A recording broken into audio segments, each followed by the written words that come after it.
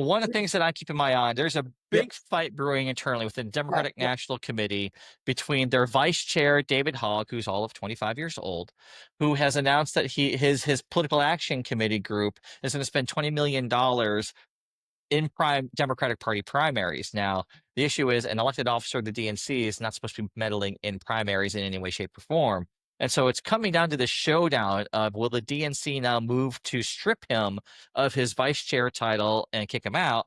Hogg is refusing to resign. He's refusing to back down, and is really creating this major, cataclysm within the Democratic Party to the point where our dear friend and fellow commentator on TV, formerly Aaron Perini, now Aaron McGuire, told me this great story that during White House Correspondents' Week, she ran into David at one of the after parties. I think it was at the Swedish embassy or Swiss embassy.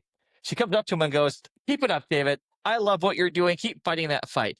David has no idea that Aaron is a Republican strategist and consultant, and that is why she is cheering him on. But it just goes to show it's like for all Republican Party's failures and issues that I have with character and honesty, they know how to use their organizations to advance their agenda. Meanwhile, Democrats, while facing what they call the greatest existential crisis of democracy, blah blah blah, are right now in the middle of their entire organization fighting their 25-year-old vice chair. Like that says a lot. But you know what, Kurt? I think that's a lot of inside baseball. But I agree with you. If you can't get that together, how can you get the rest of it together? Yeah. Yeah. Well, It's good David's doing inside Bill baseball. Maher here to talk about this, so it's inside baseball now. But Really? he's talking on Bill Maher about it coming up, and it's Uh, like, okay, okay. it's Okay. gonna get a little bit bigger now.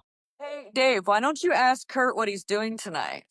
Well, I will, but let me just respond because I think this is very interesting and you can make arguments. Well, it's good for the Democratic Party because it's good to have these infights now when it's so far in front of the election. And that's why this whole thing when people like Gavin Newsom are saying that the people being shipped off without due process is the distraction of the day.